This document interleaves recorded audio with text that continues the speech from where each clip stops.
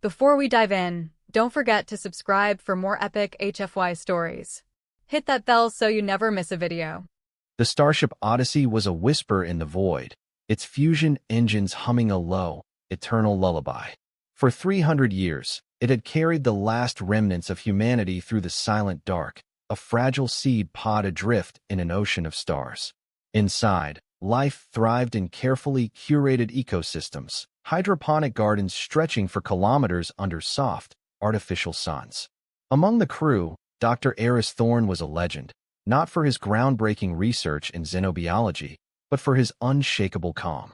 He moved through the ship like a ghost, his presence a quiet counterpoint to the bustling, chaotic life around him.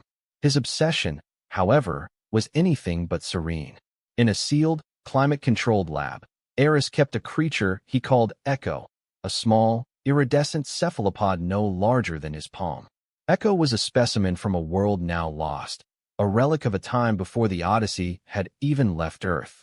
Its skin shimmered with shifting colors, and it could mimic any sound with perfect clarity. To Eris, Echo was not just a pet. It was a living piece of art, a symbol of the beauty they had lost. The crew tolerated his eccentricity, finding his quiet devotion to the creature endearing. Little did they know, Echo was also the key to a secret Eris had guarded for decades, a secret that would soon unravel the delicate piece of their journey. The Odyssey was not alone in the void.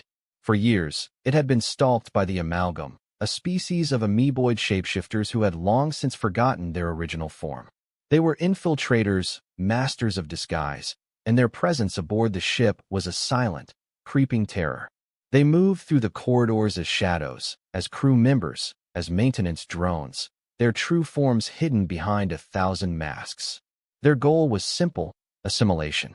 They consumed worlds, not by force, but by patience, by infiltration, by becoming the very thing they sought to replace. The humans aboard the Odyssey were unaware of the enemy in their midst, but Eris Thorne knew.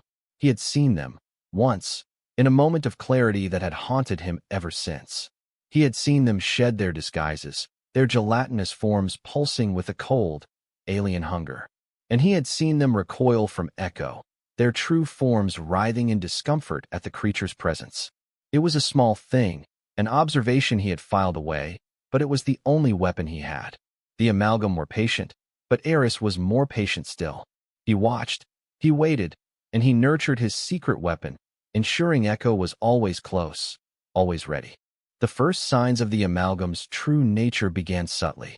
Crew members reported strange occurrences, tools vanishing, reappearing in different places, whispers in the corridors when no one was there.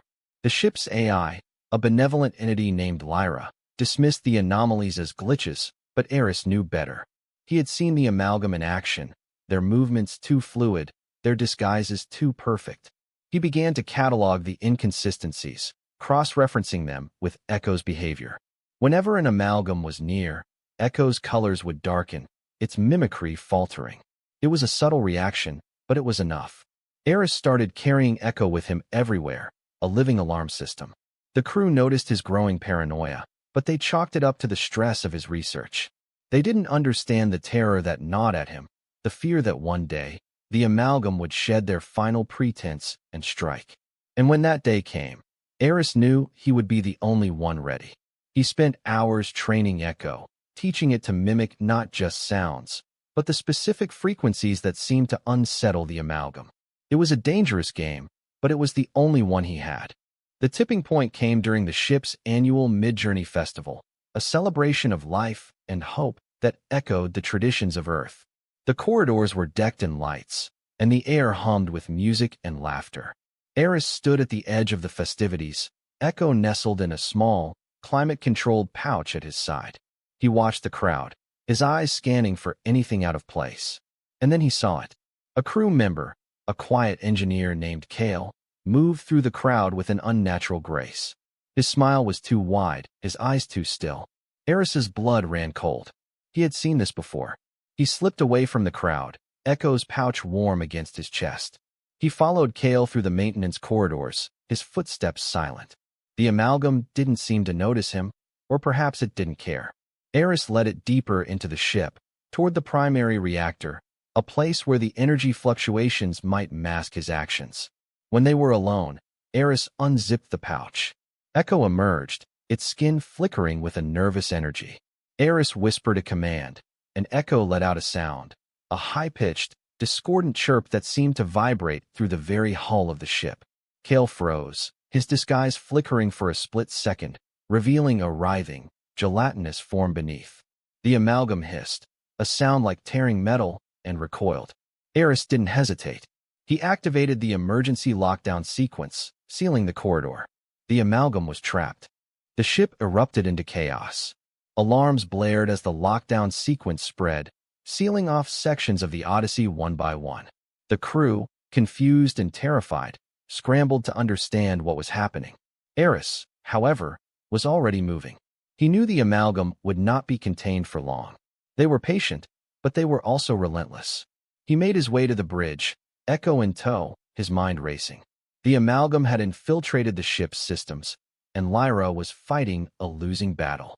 The AI's voice, usually calm and reassuring, was now strained, glitching with static. Eris Thorn, Lyra's voice crackled. The amalgam have bypassed the primary lockdown. They are changing. Eris didn't need to be told twice. He knew what was coming. The amalgam would shed their disguises, revealing their true forms, and the ship would become a hunting ground. He had to stop them before that happened. He reached the bridge just as the doors sealed behind him, trapping him with a handful of terrified crew members and the flickering form of Lyra on the main screen. "They're coming," Eris said, his voice steady. "And they're afraid of Echo." The crew stared at him, disbelief and fear warring in their eyes. But Eris didn't wait for their approval. He unzipped the pouch, and Echo emerged, its skin glowing with an otherworldly light. "We need to make noise," Eris said. "Loud, chaotic noise. Something they can't mimic, something they can't ignore." The bridge crew, led by the pragmatic Captain Eva Rostova, hesitated only for a moment. The sound of screeching metal and tearing plastic echoed through the corridors as the amalgam began their assault. Eva, a woman who had faced countless crises with steely resolve, looked at Eris, then at Echo. "What do you suggest, Doctor?" she asked, her voice tight. Eris's answer was simple. "Turn the ship into a party." The crew stared at him, bewildered. "The music," Eris explained. "The festival. Turn it up. Every speaker, every system. Flood the ship with sound." It was a mad idea, but it was the only one they had. Eva gave the order, and the Odyssey erupted into a cacophony of noise. The celebration music, now amplified to deafening levels, blared through the corridors, mixing with the crew's panicked shouts and the amalgam's enraged hisses. Echo pulsed in time with the beat, its colors flashing wildly. The amalgam, unused to such sensory overload, faltered. Their movements became erratic, their dissuades failing as they writhed in discomfort. It was working.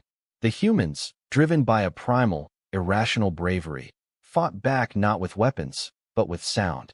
They banged on pipes, shouted into comms, anything to add to the chaos. The amalgam, once the hunters, were now the hunted, their forms writhing in agony as the noise tore at their gelatinous bodies. Eris watched, a grim satisfaction settling over him. They had turned the ship's greatest weapon against its greatest enemy, not with technology, but with something far more human: chaos. The battle was short but brutal. The amalgam, overwhelmed by the sonic assault, began to collapse. Their forms dissolved into puddles of inky blackness, which then evaporated into nothingness. The ship, once a symphony of noise, fell silent again, the silence more terrifying than the chaos that had preceded it. The crew stood panting, staring at the empty corridors, the aftermath of the battle sinking in. Eva Rostova turned to Eris, her face pale but resolute. "What was that?" she asked, her voice barely a whisper. Eris looked at Echo, which had curled into a small, iridescent ball, its colors muted. "The Serene Incident," he said softly. "They were afraid of beauty, of life, of us." The crew didn't fully understand, but they didn't need to. They had survived. The amalgam were gone, and the Odyssey was safe. Eris, however, knew the truth. The amalgam were not defeated, they were merely driven away. And they would be back. But for now, the ship was quiet, and Echo was safe. And in the silent dark of space, that was enough.